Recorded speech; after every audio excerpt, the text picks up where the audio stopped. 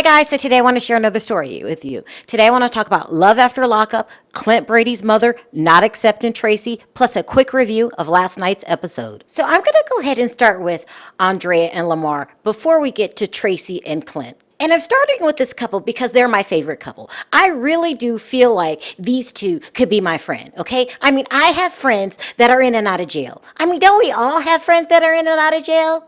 Don't answer that question. Never mind. But as I was saying, these two really feel like they could be real life friends of mine. And I really wish they were my friends. Because if Andrea was my friend, we would have a long talk. I'll be like, Drea, what the hell are you doing with Lamar? He's really not your type. I mean, shouldn't you be all finding yourself a sister wife or something since you're a Mormon? I mean, I don't know much about the Mormon religion, except they have a whole bunch of rules. And I'm sure dating repeat offenders isn't one of them. I mean, at the end of the day, I really do feel like Lamar is just too street for you.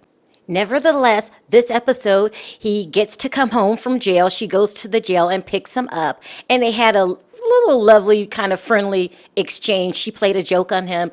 He didn't know where she was. He went to the payphone to call her. And all the whole time she was behind his back and they were talking on the phones. Okay, that's a cute little scene, but it doesn't change the damn facts. At the end of the day, I still think Lamar's just too street for you. He's a street guy. Haven't you heard the saying, you can't turn a hoe into a housewife? Well, you can't turn Lamar into a Mormon from Utah. I mean, how ridiculous is that? I mean, Lamar in Utah, he's going to stand out like a sore thumb. But nevertheless, I'm willing to watch because I do like you guys. Next, we have Stuttering Michael, Sarah, and Megan. And I'll tell you guys in a minute why I call Michael Stuttering Michael. But in this week's episode, Megan goes to the jail to pick up Michael. And when she gets there, she sees that his mother and his sister Day Day, my hero, is already there. I'm loving the hell out of Day Day. She is fierce and loyal to a fault. I mean, I'm willing to bury my own sister in the basement if Day Day agreed to be my sister because I am loving Day Day. So after Day Day refuses to talk to Megan and the mother told her she never wants her in her house, Michael and Megan have a deep conversation in which she asks Michael how many women did he actually cheat with. So after Michael couldn't answer the question of how many women he cheated with, for no reason at all, Megan decides to give him an excuse as to why he cheated on Sarah. She was like, did you cheat on Sarah because you thought your marriage wasn't legit? And he was looking at her the same way I was looking at her, like, did she just hand me a gift? He was like, yeah, that was it. Now, in my mind, I'm going, huh? What the hell is going on? That would be like a burglar breaking into my house. And I go up to the burglar and I'm like, are you burglarizing me because you need money and you're out of a job? Aw, here you go. And then I just hand the burglar $3,000. You will be looking at me like I'm insane.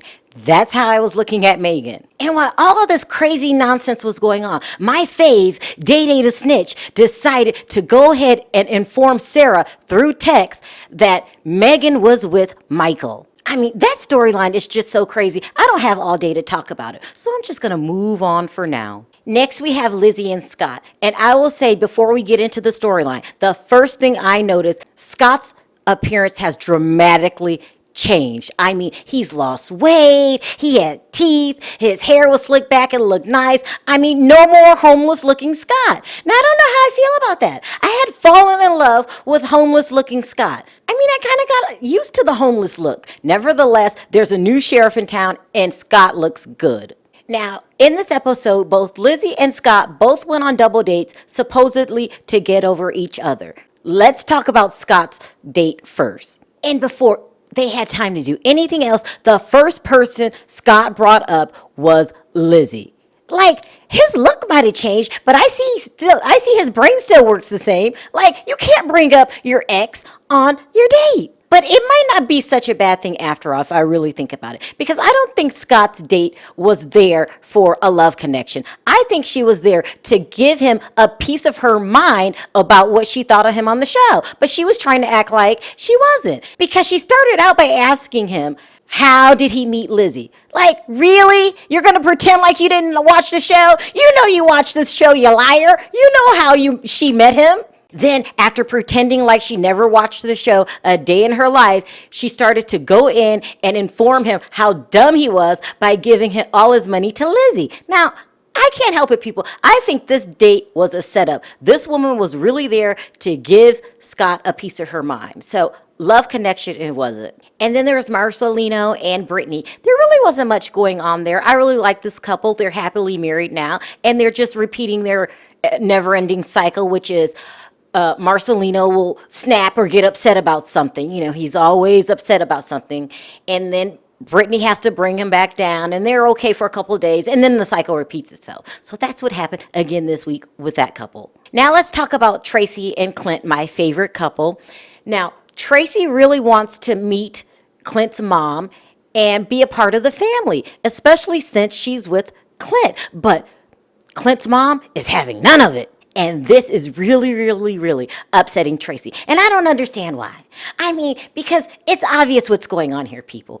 Clint's mom is taking a crack break. That she really is. And people that are on drugs have to understand that sometimes people need crack breaks. Now, for those of you that don't understand what a crack break is, let me explain. It's when you need a break for someone that's addicted. It's like your body physically can't be around this person anymore. And it usually lasts 2 to 3 months. Now, a crack break doesn't involve all drugs. It only involves the hyperstimulant, I haven't slept in 8 days crack. Because the sleepy, I can't get up heroin people, they're not that hard to deal with. I mean, I can put up with a heroin addict all day long. I mean, I do guard my wallet, but I don't mind being around them. But those crack people, this is why the term crack break was invented. And Tracie should know about the crack break. I mean, it seems like she's been on crack for a while. She says she's not on it anymore and she's clean, so good for her. But just because you're clean does not mean you don't understand that you have burned bridges. And you got to give it time, Tracie. Just stay clean, stay positive, and everything will work out just fine. I have a feeling it'll work out just fine between you and Clint's mom, but you got to let her have her crack break. So there you have it, people. That's my Love After Lockup review. Now, what I want to know today in my comment section is, do you think Clint's mother will come around? Also, don't forget to hit that subscribe button and that notification button for more stories like these. Until next time, talk to you then. Bye.